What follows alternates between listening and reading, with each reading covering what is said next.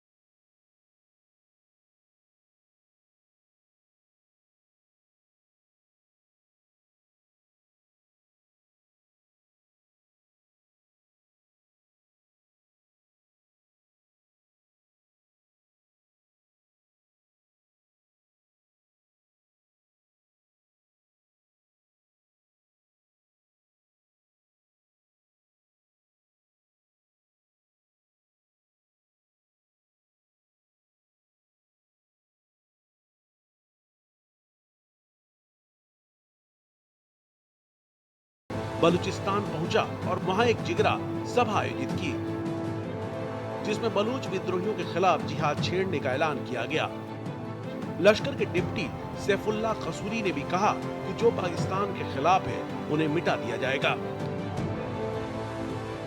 खुफिया सूत्रों के मुताबिक आईएसकेपी की प्रोपेगेंडा मैगजीन यलगार के हालिया अंकों में कश्मीर में ऑपरेशन बढ़ाने की बात कही गई है, जो इस बात का संकेत है कि पाकिस्तान अब इस गठबंधन को भारत के खिलाफ भी इस्तेमाल करना चाहता है।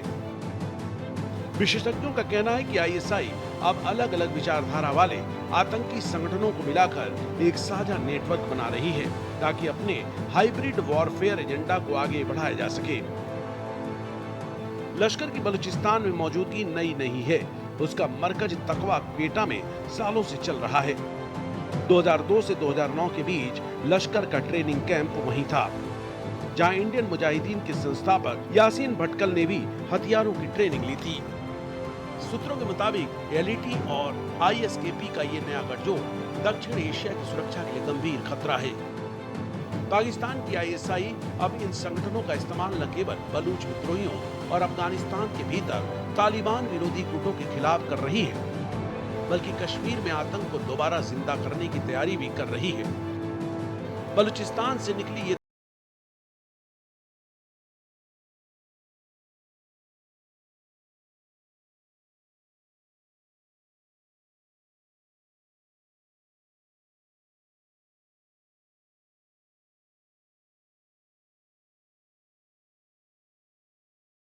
एक्सप्रेस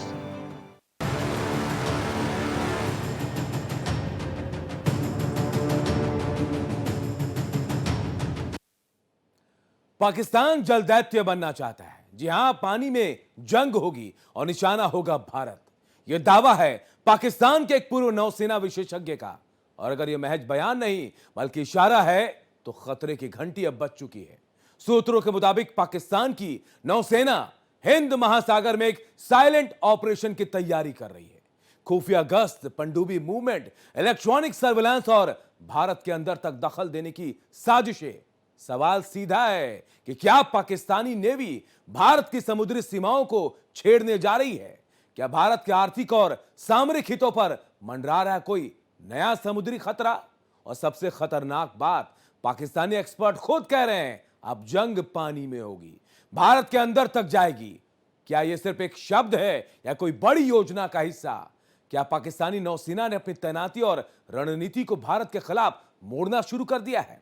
और क्या भारत तैयार है इस चुनौती का जवाब देने के लिए? आज हम इस पर एक्सक्लूसिव रिपोर्ट आपको दिखाएंगे और खोलेंगे इस साजिश की परत दर परत। देखिए रिपोर्ट। भारत के खिलाफ समुद्री चाल।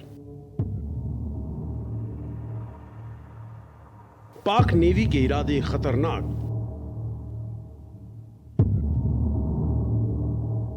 भारत को समंदर से घेरने की चाल।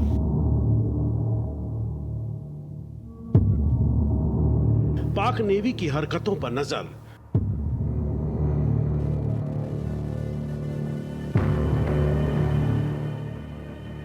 पानी में युद्ध का अलर्ट।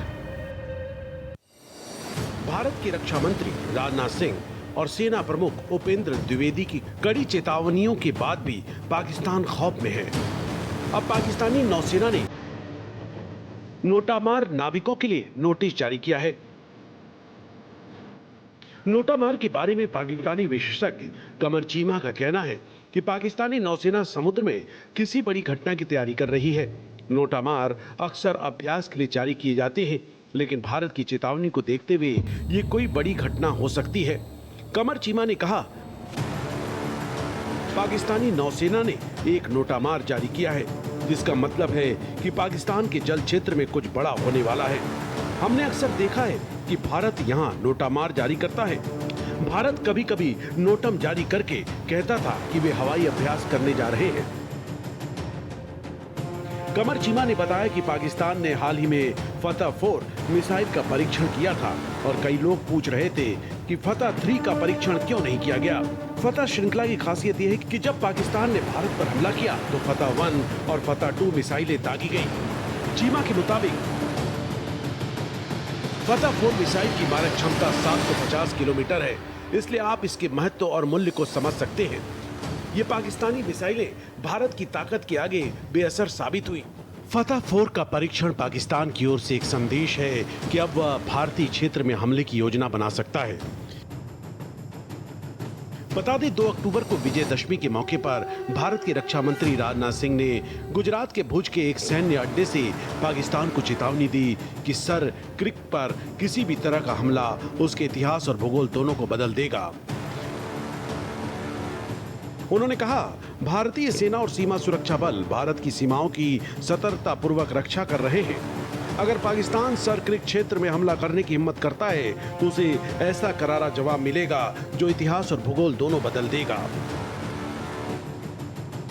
पाकिस्तानी सेना एक्सपर्ट कमर चीमा ने बताया कि पाकिस्तान के डीजी ISPR ने एक बयान जारी कर कहा कि वे अब भारत के पूर्वी या आर्थिक केंद्रों पर हमला करेंगे। वहीं कमर चीमा का कहना है कि जब हम अपने सैन्य कर्मियों से बात करते हैं तो वे कहते हैं कि भारत अपने विमान वाहक पोत नहीं उतारेगा क्योंकि पाकिस्तान उन्हें नष्ट कर देगा। उन्होंने कहा, जब दो देशों के बीच युद्ध होता है तो वे एक दूसरे की सबसे मजबूत चीजों पर हमला करते हैं। जैसे भारत की सबसे मजबूत चीजें S-400 और राफेल हैं।